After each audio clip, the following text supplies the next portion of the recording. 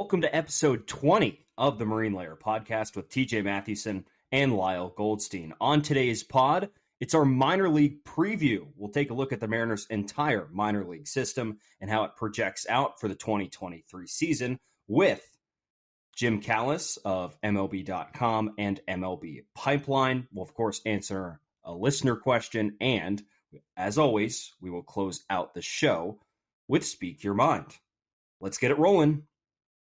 And we welcome you into this episode of the Marine Layer podcast on Monday, March 20th.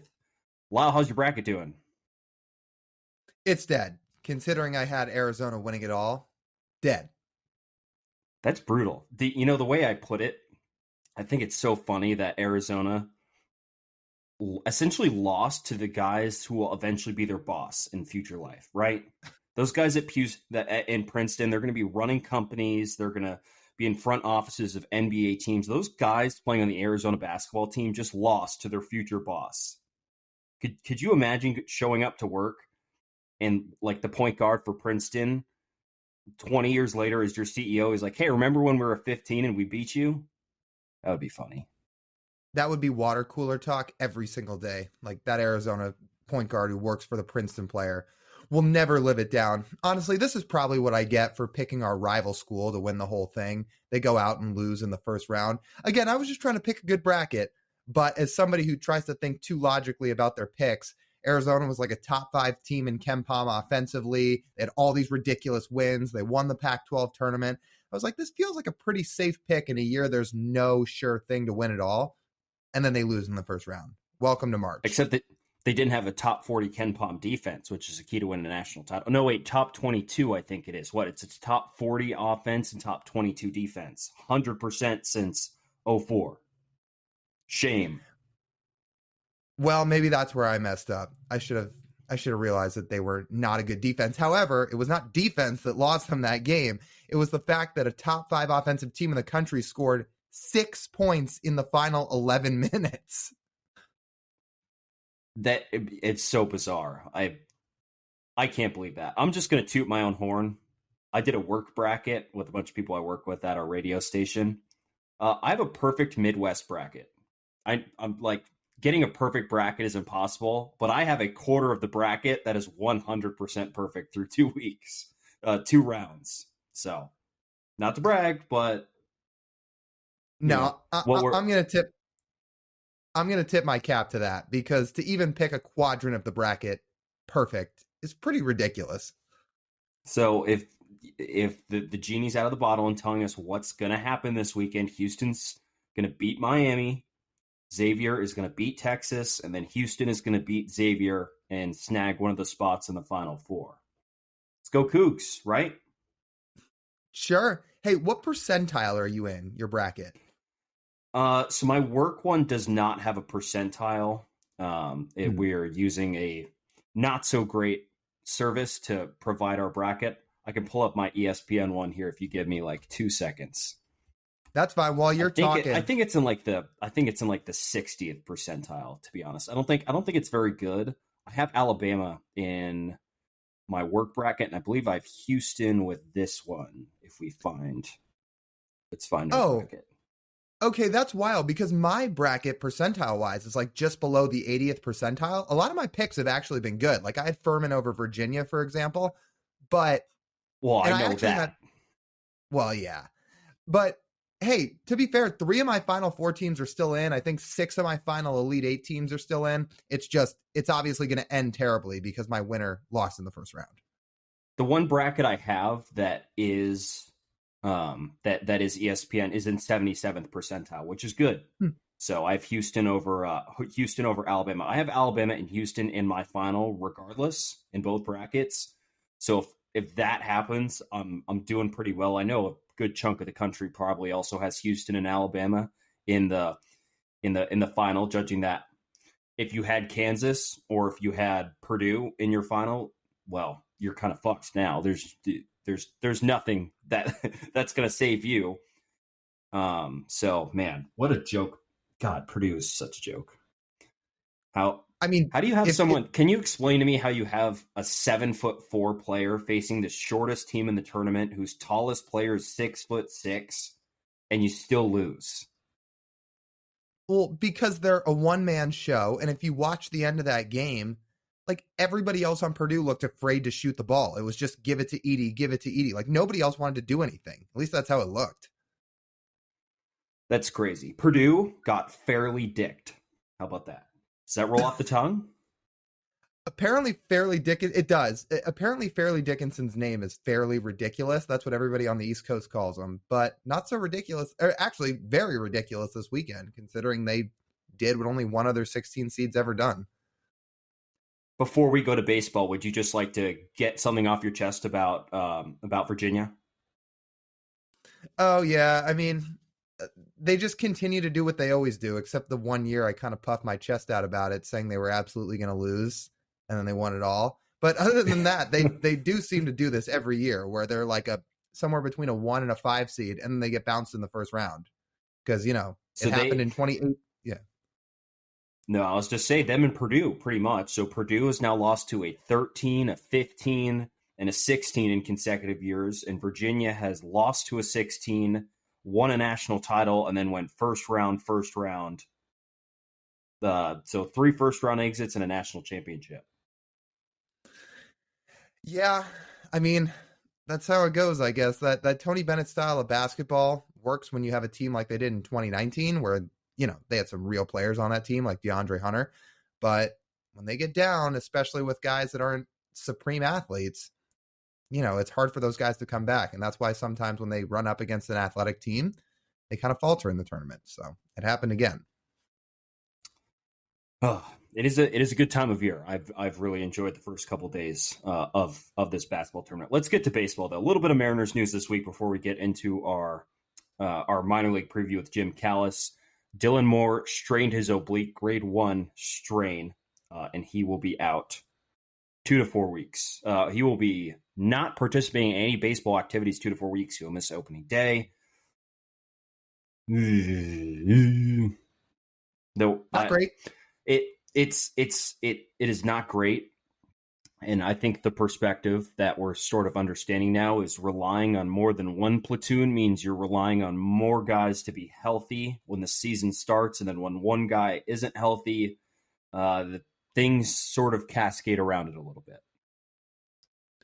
The Mariners are not the deepest team in the world in terms of position players. We know that.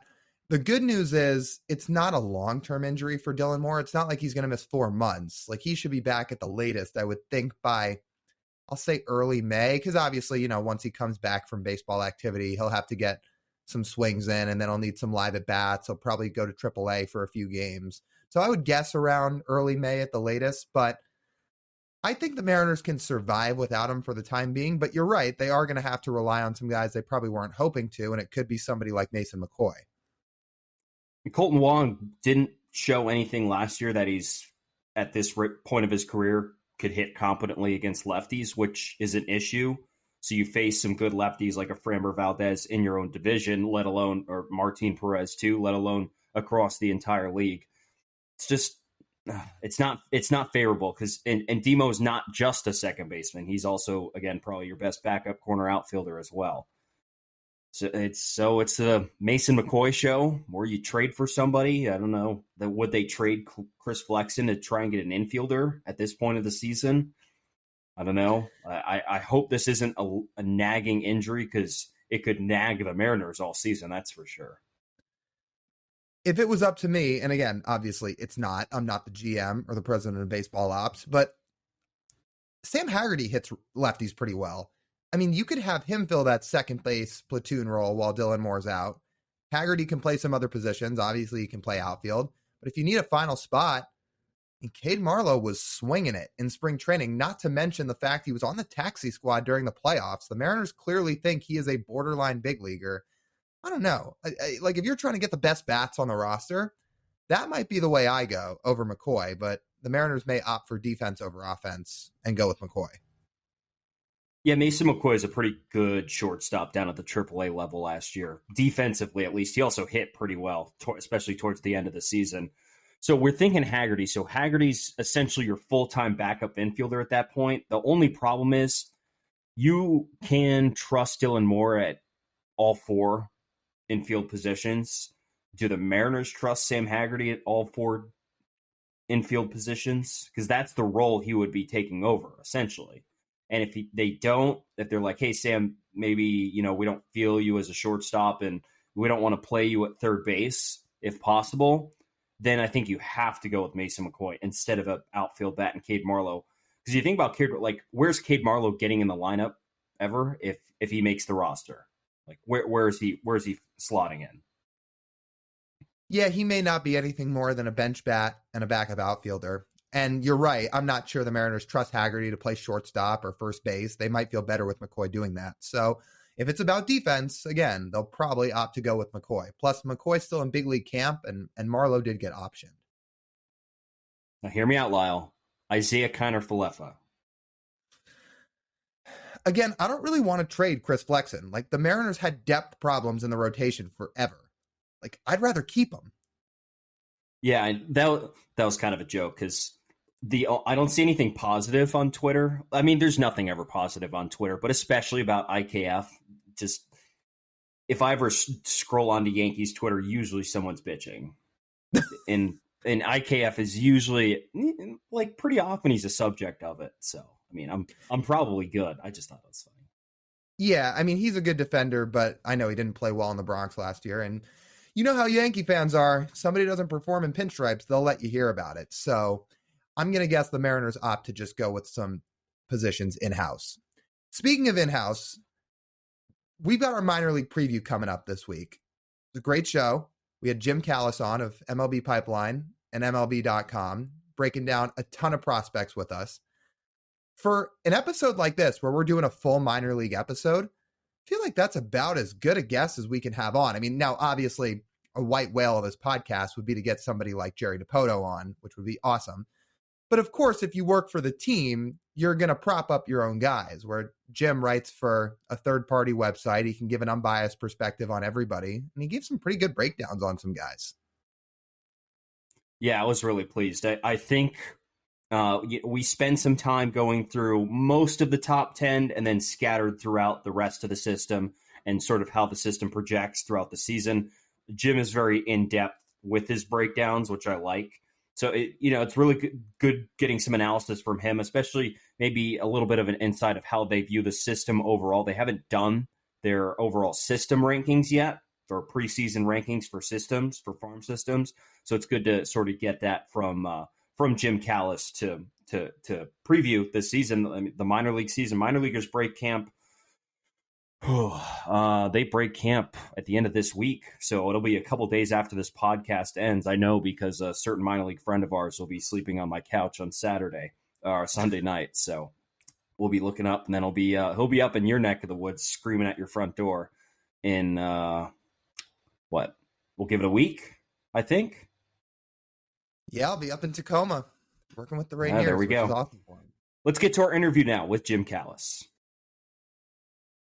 Before we get to our interview with Jim Callis, we're going to have a bonus episode released this Friday. TJ and I will do our prediction show where we make our season predictions for the Mariners win total, some player props, and a whole lot more. We're still going to have a normal episode next Wednesday with another great guest, but be sure to check out this bonus episode on Friday as well for our season prediction show.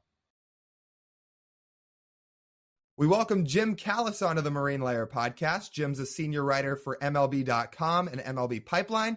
You can occasionally catch Jim on the MLB Network as well. Jim, thanks so much for taking some time with us today.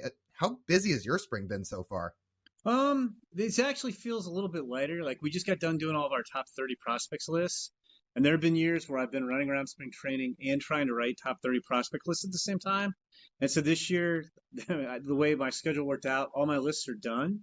So it feels a lot more relaxed than some years. And I mean, really, it's been nice. I mean, this is the first time since 2019 we've had a spring training that hasn't been altered either by the pandemic or by the lockout. So it's kind of business as usual. So it's actually been as enjoyable as can be my 4 or 5 days in Arizona so far. Sounds like you enjoy your time a little bit more in Arizona than you do in Florida, at least talking to you a little bit before this recording started. Yeah, it's just, I mean, nothing against the great state of Florida. It's a lot easier. The spring training setup is definitely better in Arizona. All the teams are, an hour might be on the high end. Like all the teams are within, I think you can stay anywhere kind of in the radius and get to any of the parks in 45 minutes. And Florida is a lot more driving, a lot more humidity. So I'm headed to Florida. So hopefully I will enjoy Florida almost as much as I've enjoyed Arizona so far. And all the teams in Arizona, for the most part, sans, I think the Angels and the Cubs all share a facility. I think in the A's too. They all share a facility, so it cuts down on that travel even more. But in Florida, that's not really the case. I don't have it memorized. Jim, do you remember which teams in Florida share? Do any of them share? Yeah, it's and in fact, I'm getting kind of the easy part of Florida because again, the 5 teams are close together. But Houston and Washington share West Palm Beach, and Florida, the Miami and St. Louis share Jupiter, and Jupiter and West Palm Beach are within like a half hour of each other. So yeah, but it's a totally different setup. Out here, I think the Brewers are solo. There's one other team, but the Giants are solo. But I think there's 5 pairs of teams that share facilities out here. And so what's nice is you double. Like I went out to do White Sox stuff today, but I do our White Sox list and I do our Dodgers list just coincidentally, and they were playing the Dodgers on the backfield, so I got to see a bunch of. And I went from one end of the complex to the other, so it was a great time. But yeah, it's spring training, very very fun time of year. Well, before we get into some Mariners talk more on this show, I did want to ask you a little bit about your career and how you've kind of built your way up to where you are now, because you're now, I mean, very arguably the go-to prospect writer in the whole industry. So how did you kind of work your way up to that as time's gone on?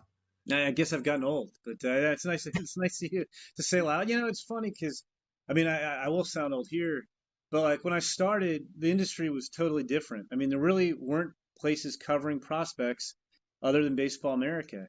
And I remember when there was no internet back then. This was mid '80s when I started getting Baseball America, and it's just like, wow, they're covering the minor leagues, college baseball, and nobody else is covering this.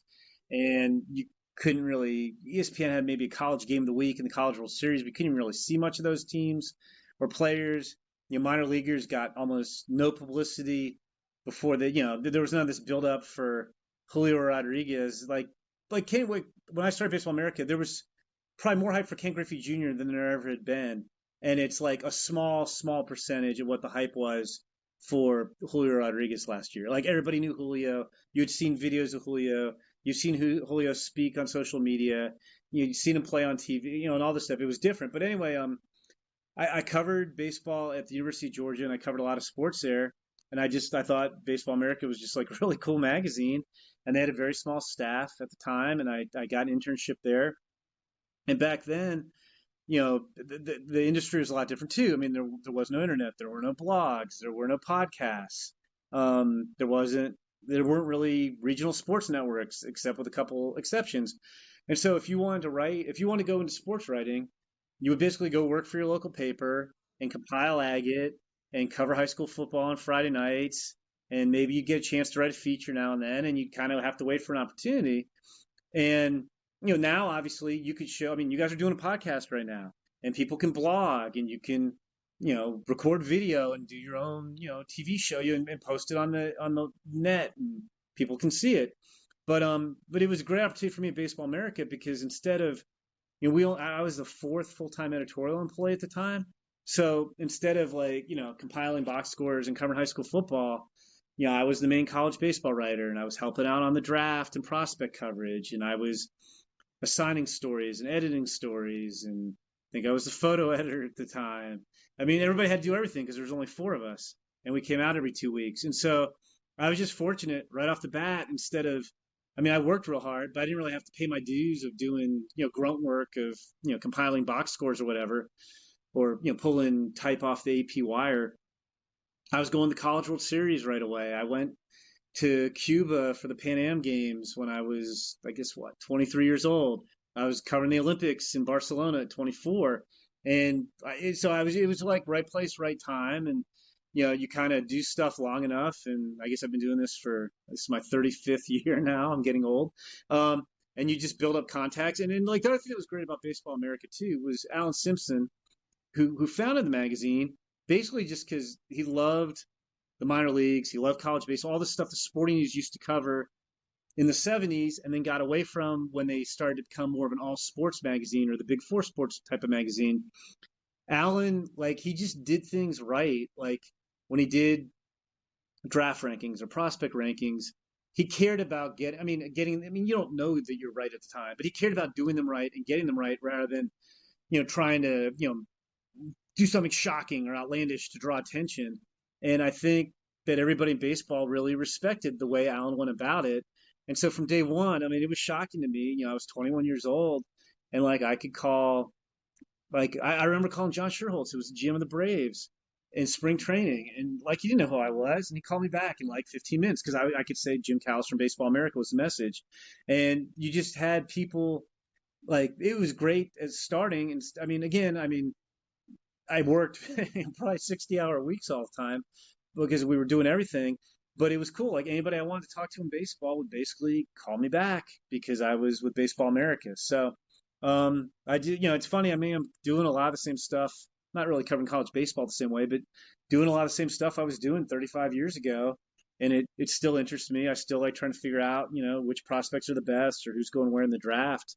But I give a lot of credit to Baseball America and Alan Simpson kind of for showing me how to go about doing this type of stuff when nobody else was doing it. And it's a good process. And, I think after you do this for a number of years, people know they can trust you and tell you stuff candidly, and you're not going to, attribute it to them. Or sometimes people tell you stuff, say, I don't want to see, don't write this, but, blah, blah, blah, when you're talking about players. And they know that you can be trusted, that just kind of builds and it makes it easier over the years to kind of build sources and talk to sources. And, with the draft especially, it's kind of nice because it's kind of a two-way street. Like a lot of times when we're doing prospect coverage, like I don't do our Mariners list, but when I'm doing, whoever's list I'm doing, like teams know how good their players are or good or bad or whatever. But with the draft, like they may not have scouted a guy as heavily. And so we get asked all the time, what are you hearing on this guy? Are teams talking about him? Or even in the first round of the draft, at least until you could trade picks, and then we'll probably be down the NFL path where everybody lies to everybody. But you can't trade picks in the MLB draft. So it's not like everybody tells us this is who we're picking, but you could kind of be like a clearinghouse in a way of like if a team's picking 18th, like I want to know who they're hearing might go 14, 15, 16, 17. But they want to hear who I'm hearing because I'm talking to, like, I'm spending a lot more time worrying about who's going where than the team is. And so it's like kind of a two-way street. Like, I always enjoy that where I feel like it's not just me calling up and asking like, hey, how good's this guy? How good's that guy? I mean, oversimplifying it. But like I can actually exchange information. So that too, like when you, having again done this forever, you've helped so many people over the years as they've helped you. It just makes it easier.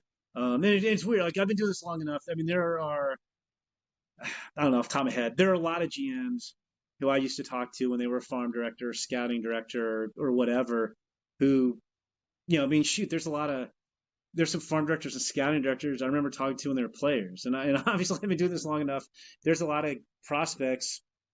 I remember covering their dads as prospects. So I think it gets easier after you've done it for a long time. You kind of build more and more sources. Yeah, it definitely sounds like it's changed a lot in the last 20, 30 years or so. As you described really well there, I'd say in the last couple years too, the Mariners farm system's gone through some drastic changes because all the blue chip guys you heard about are in the big leagues now. A lot of them are having a lot of success, but now their farm as a result looks different. So from your view, how different does it look compared to years past? And what are some of the strengths and weaknesses of the farm system now? Yeah, I mean, when Jerry Dipoto at the beginning, he was trading everybody left and right. And there was a while, I don't even think they had a top 100 prospect on the list. And then when they come into rebuilding and they were making trades for prospects and not trading prospects away, their farm system was one of the best in the game. And then obviously, as you graduate Julio Rodriguez, you graduate. I'm still not sure what to make of Jared Kelenic, but Jared Kelenic was an elite prospect. You know, I'm like George Kirby graduated. Why am I drawing? I'm drawing a total blank on the pitcher from Stetson, Logan Gilbert. I was thinking Logan Warmoth, the guy from North Carolina, who's not had a successful career. I knew it wasn't Logan Warmoth, but I was getting hung up. But anyway, you're graduating guys like that who are all like upper echelon prospects.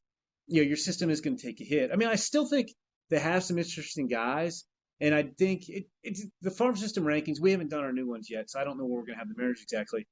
Are so cyclical because it's like a team like the Dodgers right now, or the Braves when they were on their long stretch of win division titles, are the exception, where you win and your farm system remains strong every year. Because especially now with the bonus pool system, internationally and in the draft, if you win, you get less money to spend on the draft. And so you can't, even if you're a team that's willing to spend 10, 12 million on the draft every year, if you win, you might have a $5 or $6 million bonus pool, and you can't do that. So, I mean, the nice thing I think is from the Mariners' standpoint is they do have a number of interesting guys. They brought in a bunch of interesting guys last year. You know, Cole Young, you know, Walter Ford at the top of the draft. You know, Felton Celestin, you know, just out of the most recent international period. So it's like whereas the last couple years, last 2-3 years, you had a bunch of prospects, you know, on the verge of making the best prospects on the verge of making their big league debuts. Now, a lot of their better prospects are, you know, probably 2-3 years away. What do you think the upside of it? Like, is this say we check back in at the end of July with this system where the Mariners' best prospects, as you just mentioned, are all young guys. Harry Ford's young. Celestin, who they just signed, is young. I mean, we like Lazaro Montes, who they signed last year in the international class, young. Cole Young from the 2022 draft, number 21 overall pick, a 19-year-old, plus 3 first-round picks in the first round in this upcoming July draft. So say we check in on this system in July, is there a real chance that it's, you know, back near the top 15? Yeah, I mean, it's weird too because farm system, the rankings are very volatile, you know, because again, most, you know, prospects don't develop in a linear fashion where, you know, the guys gets gradually better, you know, like guys get better, guys get worse, guys get hurt. You know, and so like their young guys are super interesting, but like you mentioned, like a lot of those guys haven't really done much yet or even had the opportunity. Walter Ford's another super interesting guy who would have been in this year's draft if he hadn't reclassified. And I think he could take a big step forward too. So if you get these guys who go out and they start playing, you know, full season ball, you know, Celestin will probably play rookie ball, obviously somewhere, because he's just 17. But these guys go out and they start to play well. Like, I mean, Cole Young didn't miss our top 100 by much. You know, Celestin, it's hard to go crazy on the international guys early. So he's maybe, you know, a year or so away from the top 100. But like maybe Gabriel Gonzalez cracks the top 100. Maybe, yeah, I don't know what to make Emerson Hancock. Maybe Emerson Hancock jumps back in. But yeah, I do think they have a number of guys who are with upside. And like you mentioned, with 3 early picks in the draft, like that's, you know, I can't remember. I don't know if you guys probably do better than me, like what exactly those picks are. But like, you know, that might be like a top 100 guy and then a couple guys who are, you know, close to making the top 100. So like, yeah, I think when we do our midseason rankings, it probably makes sense. Like if I had to guess, they probably will move up because A, the draft picks, and B, you know, they're not losing guys. Like I don't think looking at their top 10 prospects list, I mean, maybe Bryce Miller, like his stuff's pretty good. He can move fast. But outside of Bryce Miller, I don't think they're really going to lose any of their top prospects to the big leagues. And if their younger guys get better or even are as good as we think they are and they just prove it against better competition, then they're going to look stronger too. And Tyler Locklear's another guy I should have mentioned in last year's draft who, you know, we'll see where he fits positionally. But he hits the ball about as hard as anybody out of last year's draft class. And I mean, like the entire draft class, not just the Mariners draft class. And so, like, as those guys get more established, I think the system could look, you know, significantly better at midseason. Their top prospect, of course, being Harry Ford, you know, catcher taken in the first round of the 2021 draft. When you guys described him and on his bio on the MLB Pipeline website, there's some comparisons that you guys gave him to Craig Biggio, who obviously is a Hall of Famer. But what about his game warrants that comparison? Yeah, I think it's just, you just don't see catchers who are as athletic as Harry. I mean, he's a plus runner. Like I think he could legitimately. You could probably play him almost anywhere in the diamond, from an athletic standpoint. I mean, he's got plus arm strength and plus speed. Um, and maybe you get to a point at some point where you're like the Astros did with Biggio. Like, look, this guy's really athletic. Do we want the catching to grind that out of him, and do we want maybe the offense to blossom even more if he's not getting worn down by catching? But like, I think that's the main reason. And I mean, he's obviously the pride of Great Britain right now, as well as the pride of Seattle. But I mean, he can hit too. Super young, super athletic. You just don't see many catchers like that. I mean, Biggio was one. Mauer was kind of a taller athlete. Harry Ford's got more of that Biggio build, but like that's why it's just really unusual athleticism for a catcher. How valuable is that WBC experience? You could make the case that throwing a 20-year-old into a tournament with a bunch of grown professionals could be detrimental to their progress. It could shake the confidence a little bit. But I don't think that's the case for Harry. He's thrived in that environment. Yeah, I mean, I think the way teams look at it is, like for most of those guys, they're not going to play more than 4 games anyway. Unless you get through the round robin. So like, even if Harry Ford went 0 for 15, like it's probably not going to. It's not like you're playing a month, and if he hits like 100 and 120 at bats, he starts to question himself. So I think most teams look at it as a opportunity, like you could only benefit from it. Like it was brief enough that if you struggled, it wouldn't weigh on you. But like, yeah, no, I mean, again, it's just 4 games, but he played very well. He hit a couple home runs, really made a name for himself. I think maybe less so on the Great Britain team, just because they don't have as many big leaguers. But like, you get exposed to big leaguers, like, and maybe the Mariners had guys on other teams. Well, I mean, I don't know who they would have run into necessarily, but like he might have interacted with big leaguers on other teams. It's just kind of being in that kind of big time environment. Like even if he struggled, I think it would have been a positive, because I doubt he's ever played in an environment with that kind of electricity and at the ballpark and people being interested in it. And it just kind of gives you a small taste of, hey, like this is what you're going to be dealing with in the big leagues. And he obviously handled it well too. What's the biggest thing you're looking for in his development this year to take that next step as a prospect? I think it's probably the catching, just the consistency of the catching. I mean, look, you can improve in all phases of your game when you're that young, but I mean, he's hit for average. I think there's more power in there. Like, I mean, he's young, catching wears you down. I think, his power is probably going to blossom a little bit more. He draws a lot of walks. He's got the arm. I think it's just probably like the biggest need is probably just to get more consistent with his receiving.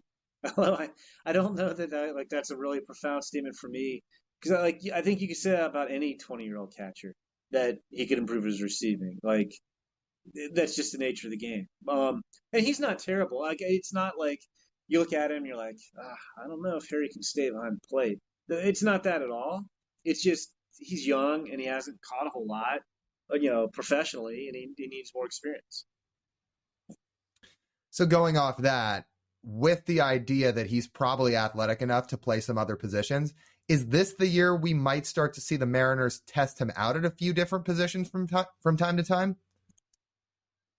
I don't necessarily think so. I don't think that you want what I don't think you want to do is I don't think you want to just experiment with him for the sake of experimenting. Like if you're trying to make him a catcher, you want him to focus on catching. And I think it's like maybe distracting is the best word. If it's like, hey, we're gonna play a little at second, we're gonna play you third, we're gonna have you run around the outfield, like that's putting a lot on his plate. I think it's more if you got to the point where you decided, hey, we've got a better defensive option at catcher. I mean, let's say, and I'm not saying they've done this. Let's say that, let's say this year, let's say Cal Raleigh goes out and he hits 27 homers again, and you like his defense, and you're like, you know what? We like Cal Raleigh catcher, but we need a second baseman. Then you move Harry. Like, I think if you're going to move him, you move him full time.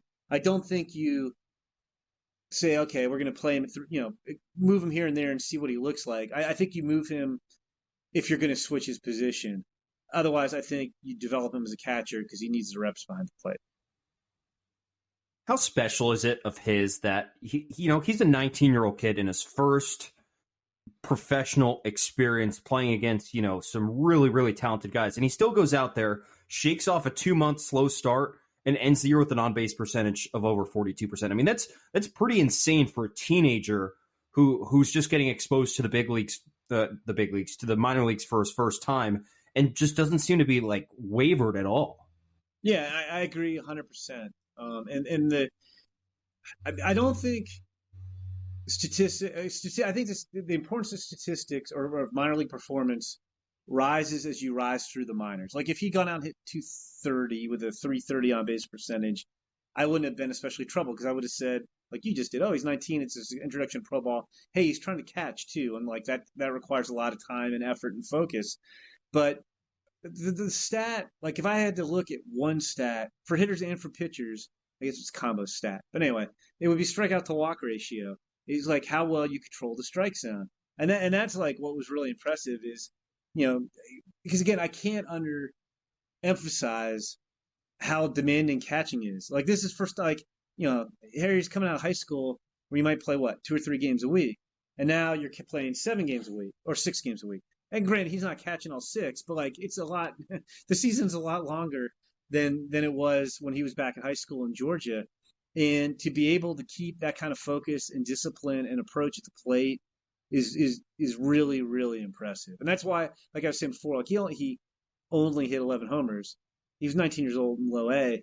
And I think we'll see more power out of him as he continues to get older and more experienced. Like it was a really impressive year for him. Their top pitching prospect, of course, being Bryce Miller, 4th round pick out of Texas A&M, wasn't not all that big of a build, but man, you look at him in spring training this year, along with the season he had last year, he's generating all the buzz on the Mariners farm right now. What about the improvement? Or I was just going to say, what about the improvements he made really stood out to people like yourself to say, okay, his ceiling just jumped up a bit? Yeah, with him, I think it was really a matter of getting an opportunity. Like he spent a year junior college at Blinn, and then he transferred to A&M, and he was in their bullpen for a couple of years. They had several pitchers who got drafted, and so he really didn't get a chance to start until his draft year. I think had we had a normal draft in 2020, like he had offers to go in the top 5 rounds, even though he really hadn't pitched a whole lot. There were teams on him, and he got a chance to play. Dominated, got to Double-A. He's got that fastball that's in vogue. It averages 95, which is obviously good, but it's just the shape and the carry and the induced vertical break. Guys just do not hit his fastball, and he's got some power to his slider. He's got a curveball that's a distinct second breaking ball. He's got some feel for change, even though he hasn't, pitched a lot of innings. He didn't really use it in the bullpen. I think the biggest, I don't know if surprise is the right word, but I'll use the word surprise. For a guy who doesn't have like the cleanest delivery, like there's like it's pretty high tempo delivery times. He threw a lot of strikes last year in his pro debut. Again, while I don't know what his career high for innings was at A&M, but it wasn't. He pitched 134 innings last year for the Mariners in the minors. It wasn't close to 134. And that, he was able to keep his stuff all year and throw strikes all year. So he's pretty, I actually think it's weird because we rate prospects. So I guess I shouldn't say anybody's underrated because we should just rate them higher if that's the case. But like, I do think he's underrated as a prospect a little bit, just in general, maybe, he wasn't a 1st round pick and he wasn't, a 3-year starter at A&M, but his stuff is really, really good. What is it about the Mariners' development that really allowed him to sort of burst? Because like you could always see the talent, and you mentioned guys were on him even in his junior year when he's not playing all that much in A&M, but he was kind of a middling college pitcher, right? If we look at results, the results really just weren't there for him, and he comes into the Mariners system, and his walk rate especially just plummets. His whip is right around 1 after sitting at around 1.3, 1.4 while he's in college. And all of a sudden it's like, hey, I'm striking guys out. I'm not going to walk anyone. And really, just all of a sudden, I burst onto the scene as a top 100 pitcher, as a fourth round pick. I just think it's kind of crazy, and I'm just curious what you think really clicked for him. I don't think it's so much that they did anything, like they changed anything or anything like super significant along those lines. And especially too, like when you draft a guy, you usually let him kind of go out there and show what he could do before you start making changes. Especially with pitchers. I think it was as much as anything probably the confidence they gave him, but like, look, it's different. Like you're not in SEC, you're trying to win. Like, I mean, you are trying to develop your players too. But the SEC programs, if you don't win, the coach is getting fired. Like, it's not going to be like, oh, he's produced a lot of big leaguers. No, you need to win, or they're going to have a new coach. And if you look, like his role kind of changed, and he bounced back and forth a little bit between starting and relieving, even in his final year there. And I think, I think the consensus from Texas is one of my draft states, so he was the guy I had in the draft. And talking to scouts is he was the kind of guy they felt would be better as a pro. When it's like, look, just go out there and pitch. You don't have to worry if you walk a guy or you walk two guys, it might be a quick hook, or you might be out of the rotation this week into the bullpen the next. Like, we think you're a star. Once the team gets him and says, we think you're a starter, just go out there, work on your pitches, let the results happen. Don't worry about it. You're a starter. I think that might have been as important as anything, really. Do you see him as a starter in the big leagues with that delivery? I do. I mean, here's the thing. Like, this is something else that's changed a lot. So, back in the day, starters would go, 7. Yeah, I remember when the quality starts started being used, people were like, 6 innings? That's not a quality start. Like, what are you talking about? 6 innings. Now if your starter goes 6 innings, you're like, oh my God, like, he went through the order a third time, or at least it's totally different. And so back in the day when you wanted a guy who had that really clean delivery that he could repeat because, you wanted to be able to throw 120 pitches and go 9 innings. We're not asking guys to do that anymore. Like pretty much everybody, it's like, go out there, max out your stuff. And when you get tired, we're going to bring in the next guy. And unless you're an elite starter, most of your starters, you're going to pitch, 5 or so innings, and we're not really going to have you go through the order a third time that much. So, I guess what I'm saying is, like, do I think like Bryce Miller's delivery would be conducive to pitching 225 innings in a season? No, not really. But we're not asking guys to do that anymore. So yeah, I think he's a starter.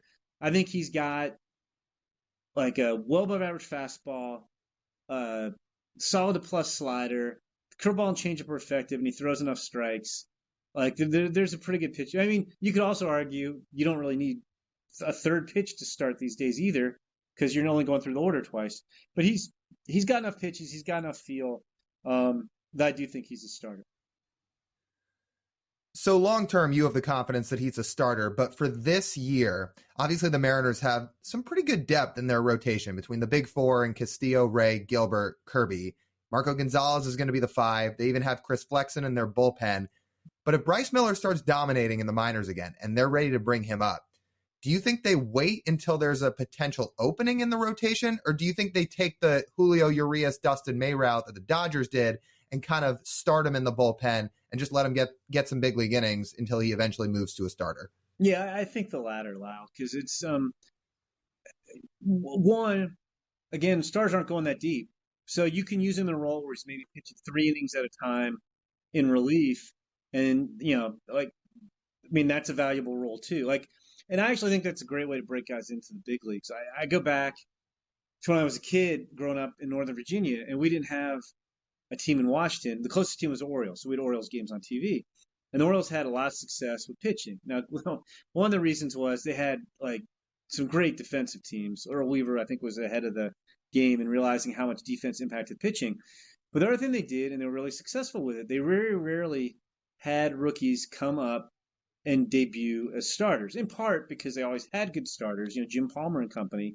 But they would bring guys in and they would pitch like 100 innings in a middle relief role, and it was just a way to kind of get them acclimated to the big leagues without putting a ton of pressure on them, without putting a heavy workload on them. And so, like, I actually think what you're saying is a great way to develop big league pitchers. And that would almost in some ways be the best thing for Bryce Miller. Because, like, if he's ready to pitch in the big leagues, and let's say you're fortunate and your 5 starters stay healthy all year, like, why waste the bullets in AAA? Get him up to the big leagues. And, on a day where, maybe Marco Gonzalez is your 5th starter and he only goes 3 1/3, maybe you bring Bryce Miller in, he gives you 3 2/3 innings and gets you to the 8th inning. So yeah, I could definitely see them doing the latter. A guy who's not projected to be in the big leagues this year, but the Mariners' first round pick last year, 21st overall, Cole Young. I mean, coming out of Pennsylvania high school, the clamor about him was his bat, and he hit right away in the system last year. That's the focus for him this year. I mean, it's like the Mariners are they worried about like the defensive position, or are they just going to say, hey, Cole, even if the projections say you might not be a shortstop long term, we just want you to go out and hit this year and crush pitching as a 19-year-old. Yeah, I mean, there's some of that. I mean, like, especially too, like, the way the draft is so late now, like, guys just don't get to play. He's only played 17 pro games. So the main thing is to go out. And I mean, it's kind of a shock to everybody's system when you play that first full professional season. Again, Cole played in Pennsylvania, and like he probably played, I don't know, 25 or 30 games last year in high school, and he probably played 3 games a week or whatever. Now he's playing 6 straight games every week for 5 months, and that's like a huge difference. So a big part of that first season, let's get back to Harry Ford when I was saying like I didn't really care about his numbers that much, is like a lot of guys learn. Like I was just talking to the White Sox today about Colson Montgomery, who had a really good season last year for them. He's their best prospect. But he also wore down at the end of the season, which is natural for these guys. And so part of that first season isn't even just performance. It's like, okay, understanding what it's going to take, how you have to prepare in the off season to be ready to get through that grind. And so I think with Cole, the other thing you do kind of at the beginning of his career is, like, even if, like, yeah, I think there's some question. Is he a shortstop long term? Like, he's probably more of a second baseman. But we say that about everybody, and some of these guys do stick it short. But they're like, we don't know. Is he a shortstop? You said you play the guy at the more difficult position early in his career to see what you have. So like, I'm sure he's gonna go out and be the shortstop this season, and then they'll decide where they want to go next year. I mean, I don't think they're going to move him anytime soon. It's more, he's probably an average-ish big league shortstop. But it's weird because, like, you think, boy, an average big league shortstop, that's pretty good. But most teams don't want an average defender at shortstop, if that makes sense. So, like, the typical big league shortstop is probably an above average to plus defender, which is weird. Then you can debate what average really means. But, I think he could play shortstop. You probably would say we'd like somebody who's better, but he could play shortstop. But, yeah, they'll roll him out as shortstop this year and hope he keeps hitting. Like, he had one of the best high school bats in the draft, and he can run. I don't think he's gonna be a big power guy, but he might be that like 280 to 300, 15 home run type. And like, to me, that's fine. Like, if he can't, I'm pretty convicted he'll hit. If he can't play shortstop, that still plays at second base. There is a little bit of optimism that he can add a little bit more power into that bat, right? I mean, I'm not saying he's going to be a 30 home run guy, but there seems to be some optimism that there's still more pop to come with him. Yeah, I mean, he's young, he can get stronger. He has really good hitting ability. And so the guys who have hitting ability, it's a lot easier to hit for average first and power later than it is to be a guy who's got big raw power and swings at everything and chases and then figure out how to hit. So he's got the hit part down pretty well already. But yeah, I mean, I'd say 15 would be kind of the median of where his power falls. But if you tell me that he could be, I mean, it's a really good swing. And if he got stronger, I think he's added supposedly 12 or 15 pounds in the off season. He's going to continue to mature physically. I could see 20 plus. I mean, that's not unrealistic at all. And you would envision he's spending all season in low A Modesto? Not necessarily. I mean, I think you have to see. I don't have their kind of depth chart committed memory, but like, I mean, he's one of their best prospects. So if Cole goes to single A and he hits 320 in the first 3 months of the season, well, I'll put it this way. when Cole accomplishes everything, when he shows that like he's accomplished everything he accomplished in single A, they're going to promote him to high A. It doesn't matter if that's May or July or next year. He's a priority prospect. So like when Cole's ready to move up to the next level, Cole will move up, and whoever's playing shortstop that level will, move to a different position or whatever. So yeah, he's talented enough. It wouldn't shock me if he spent, a month at the end of the season or more in high A. We're just kind of going down the list here. I mean, per MLB Pipeline, Harry Ford's the Mariners' #1 prospect, Bryce Miller's #2, Cole Young's #3, and #4 is Emerson Hancock, a guy who I know, Jim, you were really high on when he was coming out of the draft at Georgia. Jerry Dipoto said when they took him that they believed he was the best pitcher in that draft. He's battled some injuries the last couple of years. He's healthy now. Is there still a chance that if he's healthy and on the field, he could return to having the upside that people believed he had when he was drafted? I guess so. I don't know. Like, I thought he had a chance to be a frontline starter, and now I'd say he's more of a mid-rotation guy. It would be the ceiling to me. I don't think it's weird. I went to Georgia, so I followed him closely. He was a contender to go #1 overall in the 2020 draft. But I think realistically, like in 2019, when he was a sophomore, he came out in the first 8 or 10 starts a year. He was the best pitcher in the country, which is why he was candidate to go #1. And he had a minor injury, and he missed a couple starts, and then he came back. And he's never been, even at Georgia, he was not that dominant ever again. Now, part of that's a little unfair because the next season was the pandemic season, which never really got going. Since the Mariners drafted him, I think he had shoulder issues in 21. I think he had lat issues in 22. The stuff isn't as crisp as it used to be. It's more, I think, average to solid than solid to plus. He still throws strikes. I will say he looked really good at the futures game. Granted, it's a 1 inning look, and you could get amped up and pace yourself. I thought he looked really good at the futures game last year. So I think the biggest thing the Mariners want out of Emerson Hancock in 2023 is stay healthy for an entire season, so we can see exactly what we have in you. And he might be, like I said. When we were just talking about, they have a pretty loaded rotation right now. They got Bryce Miller ahead of him. Maybe he winds up being more that multi-inning reliever than a 3, 4, or 5 starter. But those guys are still valuable too. I just think the key is stay healthy for a full year, and then we can see exactly what we got. Would you anticipate that with a healthy season, his velocity also comes back up? Because I noticed that was also a major ding from last year. Yeah, his velocity was down. Yeah, it could. If he had a fully healthy season and the shoulder and the lat aren't bothering him, it's just the concern is in the last 3 full seasons he's had, I'm not counting 2020 because of the pandemic and he barely pitched, he's had physical issues. So you start to wonder about the durability a little bit too. We're just kind of going down the list here. At #5, we've got Felnine Celestin, and after him, we'll kind of jump around to some other guys that jump out to TJ and I that we wanted to ask you about. But Celestin, the highest international signing the Mariners have ever made, signed for just under $5 million. He may have the highest upside of anybody in the Mariners system. And you guys said he has a chance to be the highest rated or highest upside shortstop of any international shortstop in about a decade.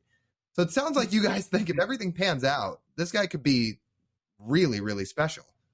He could. I will say I did not write that scouting report, and to say he has a higher ceiling than Wander Franco, I might quibble that. It's weird. The 3 guys whoever wrote the report cited were Wander Franco, who's one of the best minor league hitters you'll ever see, Marco Luciano, who's a 40 home run shortstop. So I'm not sure if he has a higher ceiling than I'm not saying Luciano's going to hit 40 home runs, but he's got that ceiling. And they mentioned Robert Poisson, who's been a huge disappointment for the A's. I don't know why. Robert Poisson was a big ticket guy, but to make the point, I might not have included Robert Poisson in there because I hope he has a higher ceiling than Robert Poisson does now. But the point is, yes, he's extremely talented. It's always hard figuring out where to rank these international guys, because not only, I mean, he's 17 now, but like these guys usually commit early, so it's not like he's really been seen a lot in the last couple of years. But if you want to dream, and he hasn't played pro ball yet, I mean, he's, an athletic shortstop who's going to get more physical. He's already got some physicality to him. And again, I'm just saying this is his upside. I'm not saying, oh, he's going to do this. But yeah, he could be a 30-30 guy who hits for average and stays a shortstop, which is a really good player. Like it's really easy to dream on him at this point. We're probably 2 years away then from getting a real read on what kind of player the Mariners have. Yeah, I mean, this year, I mean, he's exciting. I mean, you could bring him to the Arizona Complex League, but like whether he plays in the Dominican Summer League or the ACL, I don't really think we're going to see him in full season ball. If we do, it would be like for a week at the end of the season or something. So like he might tear up rookie ball, or he might not. Sometimes the highly rated guys don't right away. But like I think you don't really get a full read on what guys like that are. It was true with Noelvi Marte, who they've traded. It was true with Julio Rodriguez until they get to that first year in full season ball. And that's when, if he performs his first year in full season ball, then you run the guy way up the list. So where was Wander at the end of his first season? I don't remember. He was different because because you can't even do this path out. He went to the Appalachian League, which no longer exists, which is it's an advanced rookie level. It's above complex league ball, but the league, that classification no longer exists. So that's not a possibility. It was short. It was short season. Well, no, I mean, yeah, it was in between. Like short season, like A was the Northwest and the New York Penn League, and you had the Appy League and the Premier League were rookie advanced leagues, and then you had at the time the Gulf Coast League and the Arizona League were complex leagues. So it was in between, but like it was a really aggressive assignment for a 17-year-old kid. And if I recall, he was like MVP. Like Vladimir Guerrero Jr. tore up the Appy League, and Wander Franco went in and put up even better numbers. So if I think I'm remembering that right. But in any case, they challenged him in a way that you couldn't even challenge Celestine if you wanted to, because again, that level doesn't exist anymore. Yeah, that's crazy. It will not be the same path for him. Yeah, you can't. Even if Jerry DiPoto and company said we want to send him to the Appy League, there is no Appy League, so they can't do it. I still come away from that breakdown that you gave us on Celestine positive for sure. It's definitely positive. Yeah. I would just say, where you could certainly dream on these guys, and he's super interesting. And I wrote up some guys as well, like Sebastian Walcott with the Rangers and Dernishi Valdez with the Cubs, and a bunch of my Brando Maia with the Yankees. I think half my top 10 list had a very prominent signing. I just would not necessarily have compared any of those guys to Wander. Well, you know what? I should take that back, because I am, and I heard the comps. I'm the same guy who wrote that people were comparing Jason Dominguez of the Yankees to Mickey Mantle and Bo Jackson, Mike Trout. So I actually apologize. I guess what I was just going to say, I would not have compared him to those guys, but I did that with Jason Dominguez. So if somebody gave me that comparison, I would have used it. So there. I think he's really interesting. I think Wander Franco was a cut above. Wander Franco was kind of on his own shortstop tier when he signed internationally, and Celestine is kind of in that next tier guys who you get really excited about. Okay, so not quite an 80 hit tool, but still could be really good. Again, I take that. We're not going 80 in the bag yet. He has to wait to get the 80. Yeah. I think that's fair. Well, those are the top 5 Mariners prospects. Regardless, there are still some really interesting guys as you go further down the list who people should be excited to watch as the year goes on.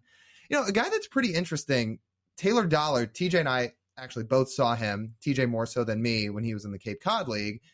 And he was really good back then. And you fast forward all of a sudden now, he had a phenomenal year in Double-A. But that being said, if the Mariners wanted to bring him up, you would be able to answer this better than me, but I'm not so sure his stuff profiles in the bullpen. So I guess my question is, what is his path to the big leagues? Yeah, I mean, his best attribute is his control. Like his best pitch is probably his slider. We've got 55 on the slider, 60 on the control. The rest of the stuff is average or fringy. He's a high floor guy rather than a high ceiling guy. Like more of a guy you'd pitch in the, he's a pitchability righty who would eat innings in the back of the rotation, or like sometimes those guys could be valuable as openers or as, again, a multi-inning reliever. And I agree, like, even if like I think we all think like, okay, you put the guy in the bullpen, he's gonna throw a little bit harder, and that's usually true. It's not like automatic, but if like he gained 2 miles an hour going to the bullpen, he'd probably be throwing 93, and that's not it's not like he's not gonna blow you away with stuff. Like he if you put him in the bullpen, he's a middle reliever. It's not like you're bringing in Taylor Dollard in the 8th or 9th inning with the game on the line to shut the door, because he doesn't have that kind of stuff, but he can really, really pitch. It's his feel for pitching is what stands out the most. So I agree. Like, I don't think it's probably more if they bring him up. I mean, again, I think it's gonna be hard to crack the rotation given the guys they have, and Bryce Miller's not too far away either. But I could see him being that kind of multi-inning reliever, who maybe pitches 90 or 100 innings a year at the big league level, and eats some innings, and your starter gets knocked out in the third, and he keeps you in the game for 3 or 4 innings. He's more of that floor guy. It's really funny, Jim, because when I saw him pitching for the Cape League team I called games for back in 2019, he was the closer and he was blowing guys away with 90. I thought he was throwing a lot harder, but we didn't have a gun on the scoreboard. At least you'd have to peer down out of the press box and look at the stalkers down below you. Which team was it? It was the Whitey Red Sox. Okay. Scott right, Pick? with the Donut Burger, which is Scott now Pick? Pick with the now discontinued Donut Burger. If that's meant. We could talk about Pick forever, but I was like, that's classic Pick. Oh my God! Which is why he's won 6 Cape championships, 5, however many it is. It's a bunch. I think it's 6. Yeah, I think it might be 6. But anyway, I was gonna say, I'm pretty sure it's 6. And having top prospects, bunt in situational drills in a showcase league, which is just 10 out of 10. His guys execute, and what I was gonna say about Scott Pickler, I think he's still the coach at Cypress Junior College when he's not coaching the Cape. I think he's a legacy coach there. I'm not. Okay, I don't believe he's still coaching, but I've been out of it now for 4 years, I think. So I don't want to call Pick old, but I call myself old, so I can call Pick old too. So like he might be whatever at Cypress, but anyway, he always brings in players, a lot of them from the West Coast, and his guys just execute. And what I was going to say is, it does not shock me that Dollard throws strikes. It's a wood bat league. He puts the ball where he wants. Probably very hard to do a lot of damage against him with wood bat, especially with the way he moves the ball around. That it does not surprise me that Pick would make him a closer. At the big league level, I don't know that even if he threw a little bit harder, like you got him up to 92, 93, that's going to play in the late innings. But he can really pitch, and I think to me it's almost more fun to watch guys who can pitch and have to move the ball around and mix their pitches, rather than the guy who max effort throws 98 and just tries to overpower you. So I like watching guys like Taylor Dollard, and I do think he's a big leaguer. Realistically, pitchers get hurt. He might be in the wrong organization. I guess what I'm trying to say is, better way to put it, he'd get a better chance to start in a different organization because the Mariners have some really good starting pitchers in the big leagues, and they have Bryce Miller coming too. But I wouldn't be shocked. I bet we see Taylor Dollard in the big leagues this year. The way I think about it, like if Dollard was, say, 3 years earlier, I mean, he might have Marco Gonzalez's role right now. Yeah. Right? I mean, that's kind of what Marco Gonzalez is. Yeah, exactly. I mean, Marco's left-handed, but yeah, he's basically the right-hand version of Marco Gonzalez. I think that's very fair. Another guy I think we want to touch on from the international scene for the Mariners that the Mariners signed last year was Lazaro Montes. I mean, he spent the last season in the Dominican Summer League. It was an up and down year. He showcased a lot of power. He had, I think, 10 home runs in 55 games. He struck out over 30% of the time. I'm just curious what you thought of him when he signed, and what you'd want to see out of him this year besides just cutting down on the strikeouts. Yeah, I mean, he's interesting. I mean, in the DSL, for your listeners who aren't maybe not familiar with it, it's a lot of guys, it's a lot of Dominicans, international players in their first year pro ball. A lot of them are 17 years old, as was Montez last year. So it's kind of, the stats don't necessarily mean a ton. It'd be like looking at high school stats. That said, Mm-hmm. like he had, he hit 10 home runs. I mean, it's the classic. There's huge power. There's huge swing and miss concerns. Again, like we were saying with Celestine, you just don't really know what you have in those guys. Like we'll have a little bit better idea when it comes to Arizona Complex League this year, but you really won't have a full idea of what exactly he might be like, or how much contact he's going to make, how well the power is going to play until he gets to full season ball, which would probably be 2024. When he'll be 19, he'll still be young. He'll be 19 years old, but like he's, big time power, decent athlete, probably a left fielder, but he's got that profile power that you want in a left fielder. It's just a matter of, the next couple of years we'll find out. Like, I mean, 33% strikeout rate is pretty high for the DSL because it's not like you're facing a lot of polished pitchers. But until we see him in the U.S., like, is it approach based? Is he just chasing stuff? Does he have a particular hole in the swing that they can make an adjustment? I think the swing can get long at times. I mean, you can learn to correct that. So we'll have to see how it plays out. But like his power potential, I mean, shoot, he's what, 18 years old. I keep wanting to make him 19. He's 6'3", 210, and he's 18 years old.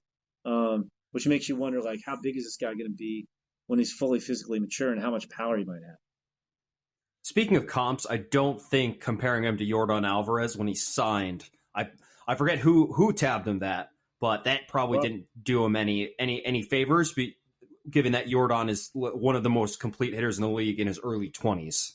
I mean, I guess yeah, I agree. I mean, I don't always love comps and like they can put, pressure on a player. And again, I know I wrote about Jason Dominguez, but like, I mean, yeah, I mean, I guess for his age, he was a big physical left-handed hitter who was probably going to wind up in left field. So see, that's the problem with comps is like, so along those lines, yes, you could say he's similar to Yordan Alvarez at the same stage of their careers, but then someone who doesn't look at comps like how they're intended would be like, oh, they're saying this guy's gonna be Yordan Alvarez, who's one of the best hitters in baseball. Like there's a long way to go from where he is now to where Yordan Alvarez is today, which again shouldn't be surprising because I think Yordan is what, 8 years older than Montez. So there Somewhere around there. There should be a great distance between where Montez is and where Alvarez is now. But like, I'm not say I endorse that comp, but I could see why you'd make it because, like I said, he's this big, physical, left-handed hitter who's got just a ton of power. So I can see where that came from. I was just trying to look up real quick what Yordan Alvarez's DSL stats were in his pro debut. He got traded before he made his pro debut, so he didn't play a lot. But Yordan Alvarez only struck out 7 times in 57 plate appearances. So, yeah, for whatever that's worth. But yeah, I get where they're coming from, but we'll see. He's got a long way to go to get to where Yordan Alvarez is today. Jim's done a great job of covering a bunch of Mariners with us so far. There's definitely still a couple other guys here that I think are worthy to talk about because I think the Mariners system here is pretty interesting, even with some of the blue chip guys graduating. We're on this trend here of international prospects. How good could Gabriel Gonzalez be? Yeah, I don't know why necessarily. I guess it's because he's just getting started, but like, yeah, so we've been talking about these international guys, and I said, like, you don't really get a feel for what they are till they get to full season ball. So, like, Gabriel Gonzalez, really solid in the DSL in his pro debut, tore up the Arizona Complex League, and then he spent a month in Modesto last year. And I guess he was 18, 18 years old, single A, first time, hit for a month, and he hit 286. I mean, didn't hit for a ton of power, which is to be expected. Controlled the strike zone pretty well. And so what I see in him is like, I kind of like we're talking about Cole Young. Like, I think we've seen hitting ability there. It looks like it's real. There could be more power to come. Maybe he winds up being a 270, 20 home run hitter. I mean, he's probably more of a left fielder than a right fielder, and he's not a center fielder, but you could see, like, I think he's going to hit. He looks like he's going to hit. And that's the most important tool. You don't play in the big leagues if you don't hit. So, yeah, he's super interesting. Very encouraging what he did at the end of last season when he got to single A at 18, and really curious to see what he does. Like, he'll obviously spend the entire year in full season ball. Now, he'll still only be 19 years old to see what he does with it. What about Prelander Baroa? He looks like now, from what we've seen from him in the spring and all the things we're hearing out of camp, he seems like a shoo-in for the Mariners bullpen at some point this season. Yeah, it's funny. So I do our Giants prospect list. It's funny. Donovan Walton's kind of your classic gamer, high IQ guy. Knew his dad. He's a very good college coach. I like Donovan. I was really shocked the Giants traded Prelander Baroa for Donovan Walton. I mean, the stuff's super nasty. I mean, it's mid-90s, up to 100, good run on the fastball. It's kind of a short slider, but it's got some power to it. He can throw a changeup a little bit. It's a big-time arm. He's not a tall guy. He's a former infielder when he signed. He's not thrown a bunch of strikes, and that's the question. But I mean, the guy just misses bats. I think he's one of these guys. His time before, I forget who, or maybe we weren't. But you start guys to get them innings. I think he's clearly a reliever with his size and his delivery. If you put him bullpen, his stuff might tick up, and he might be sitting 96, 98. With him, I think it's just going to come down to, as not a big guy with not like the smoothest delivery, does he stay healthy? And, then the other question is, how many strikes does he throw? Like if you got him to average control, maybe he has closer or eighth inning stuff. If he can't throw strikes or he doesn't improve in where he is now, then he's probably more that guy you bring in the sixth inning who throws real hard. But he's interesting, and it was weird because that was almost like you're trading a really high floor, low ceiling guy in Donnie Walton for a guy with a really high ceiling and a low floor in Prelander Baroa. But I was kind of surprised that the Giants made that trade. It's funny you say that, Jim. I know this quote didn't come from you, but there's some articles out there of scouts and some other people that when talking about that trade, Donovan Walton for Prelander Baroa, called it the worst trade of 2022. So it sounds like you're not the only person that maybe scratched your head a little bit. Yeah, I mean, and I respect Donovan Walton. I just thought that was a high upside arm to give up for Donovan Walton, who's got a limited big league ceiling. But who knows? Maybe the Giants know something that I don't. Last question for me on the 2022 draft class. Any of those guys, the other guys like Tyler Locklear or Michael Morales was 2021, but he hasn't pitched a whole ton, so maybe him too. Walter Ford, Ashton Izzy. I mean, out of those guys, is there anyone you're kind of expecting to jump based off what you saw from him earlier on? Yeah, I mean, there's a lot of those guys are super interesting, honestly. I was telling you guys, Walter Ford was supposed to be in this year's draft and reclassified. And I think at times, because he was a year younger, he he didn't have an unbelievable senior season. I think he maybe suffered in comparison to guys who were a year older, maybe a little bit more physically developed at times. But I like a lot of he's the guy who interests me the most of those guys you mentioned. He's up to 97. He shows some pretty interesting feel for slider. He's actually a pretty good two-way guy. He's athletic. He just needs to get more consistent. And I think now that he's not trying to prove himself for the draft after reclassifying, and he just focus on becoming the best pitcher that he can be, I think he could be really, really good. And I think he's got good makeup. So I really like him. But they had a lot of, like I said, I think Locklear hits the ball as hard as almost any player in the entire draft.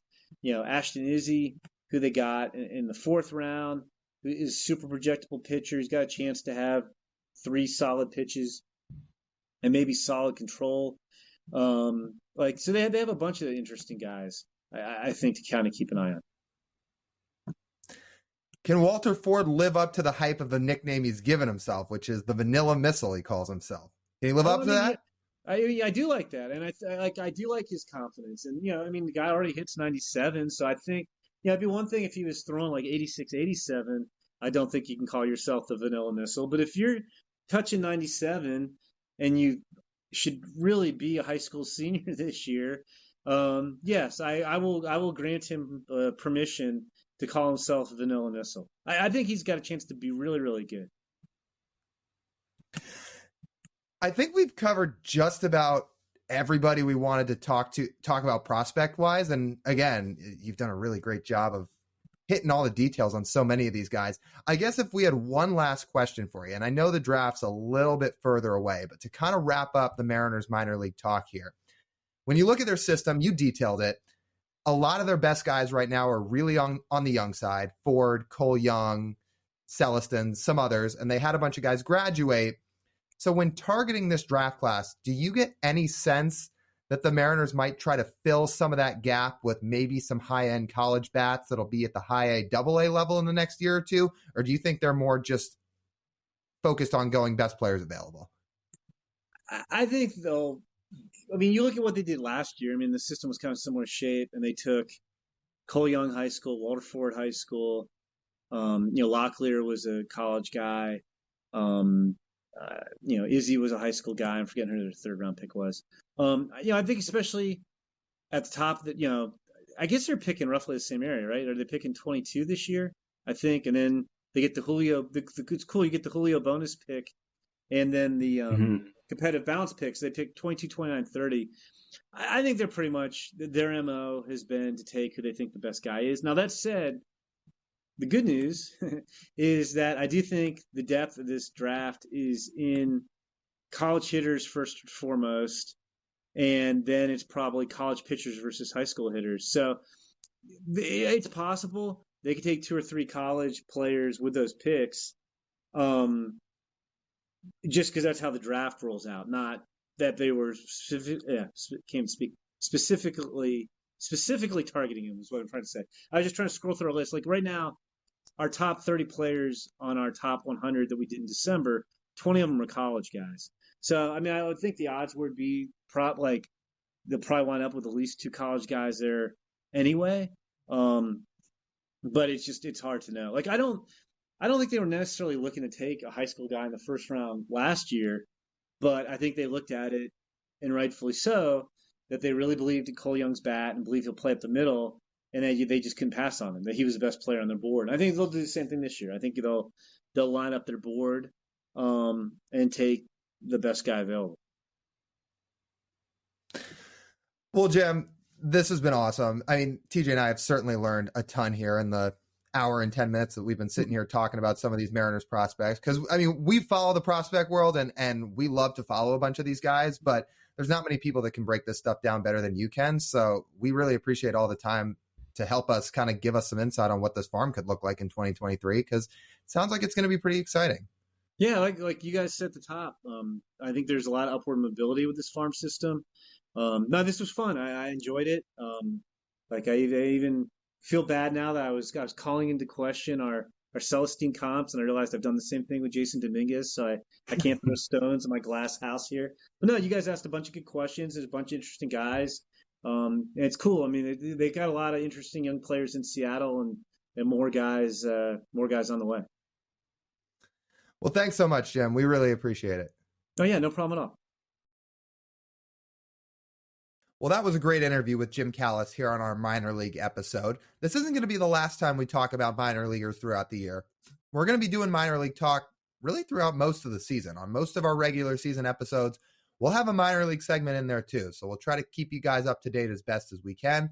We really appreciate all the time from Jim. Okay, TJ, let's get to our listener question here. It's kind of a fun one this week. A little bit random, but certainly one that we're all here for. And we get a question this week that says, can we get a rant about Jack Zarenzik, old Mariners GM, about Jack Z? Kind of out of the blue, but you know what? I'm going to guess we're not the only people who have a thing or two to say about him these days. So let's do it. You know what? I'll kick it to you first. Jack Zarenzik.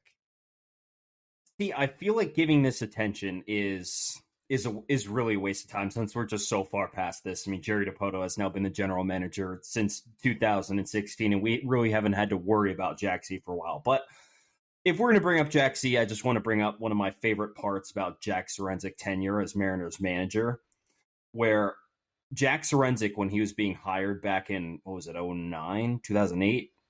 Which year exactly was it? Believe it was 09. 09. Yeah, that sounds right. Okay, so when he was being hired, Jack Sorensic portrayed himself as a scouting stats hybrid because that's what he needed to do to get the job. But Jack never understood one iota about statistical analysis. To this day, he evaluates hitters by home runs, RBIs, and batting average, and pitchers by wins and ERA. Statistical analysis was foreign to him, but he knew he needed it to get into the door. So in summary, that came from the Seattle Times. I think Ryan Divish might have written it, but the article has been wiped from the website. So unknown. Regardless, just my funniest bit ever that he just straight up lied in his interview to get the job, got the job, and then did absolutely nothing as Mariners general manager. Oh, sorry, actually got on the cover of Sports Illustrated once. Don't forget that. So just to quickly clarify, he was hired in October of 2008, so his first season was 2009.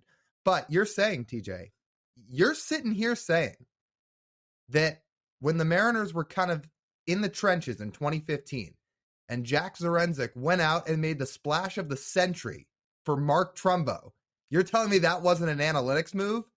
We know what he was looking at, and it was not Mark Trumbo's defensive numbers in the outfield. I'll tell you that much. I mean, you're right that we're so far past this day and age. Like the Mariners we're witnessing right now is totally a new era for the Mariners, which is awesome. And this is honestly the reason I actually want to rant about this a little bit at this point is not even so much because of what happened in the past. And I did used to rant about it a lot in the past. In fact, most of our friends from college who have no connection to the Mariners have heard me just rant about all the drafts that they had.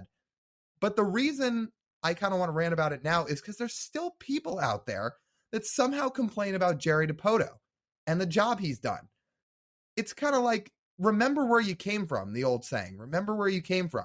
You want to go back to that, where in 2011, they were all but set to take either Anthony Rendon or Francisco Lindor, but they decided to go take Danny Holtzen, or even back in the Bill Bavasi days, the 05 draft, the 06 draft, the 09 draft. I mean, I don't want to go back to that. I really like having Jerry Dipoto here, a guy who actually uses analytics, not Jack Z who pretends to. That was good. That was up to par, dog. I'm going to give you a round of applause. Good. I'm glad.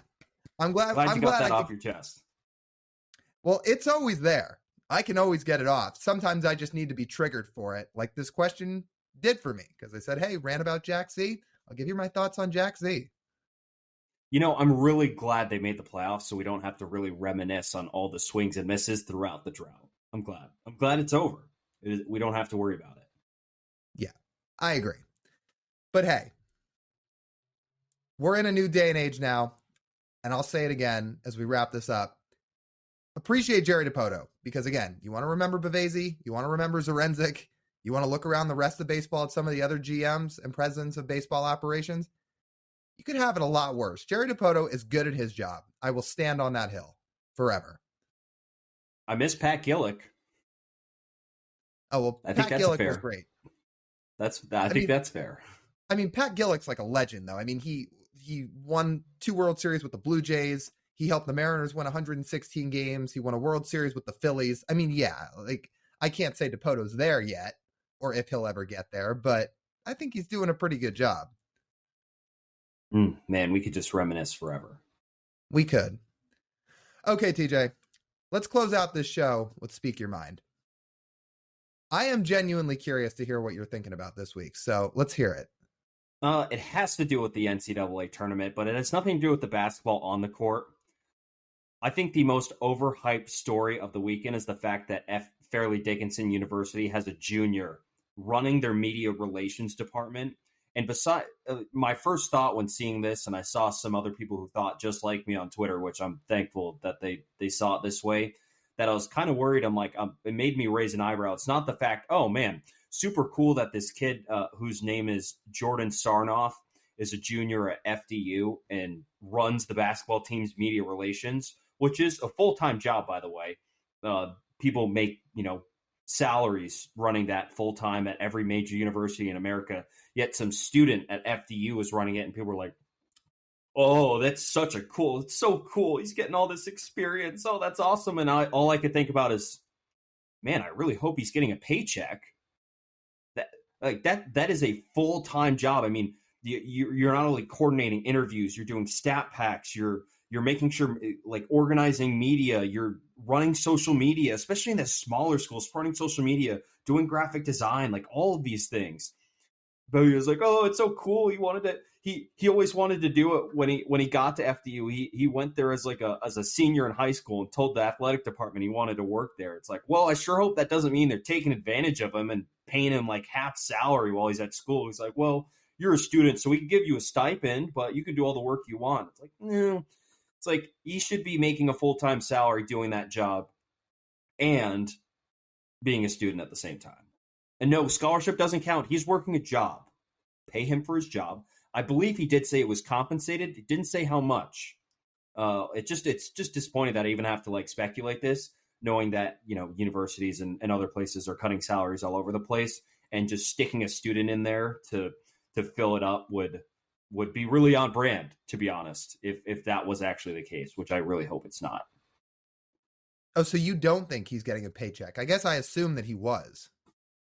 I believe he is. I believe he said he is. Now, I hope he is making what a full-time adult would be making working the same job. Yeah, like me and you both know, we've been in college recently, we know some jobs that people get paid professionally that college kids have to do for free.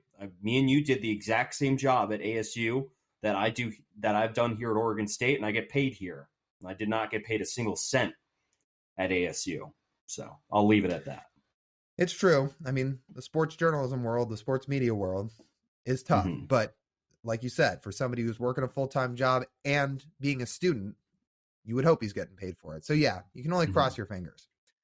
Okay. I have two topics here for my Speak Your Mind. My first one's quick.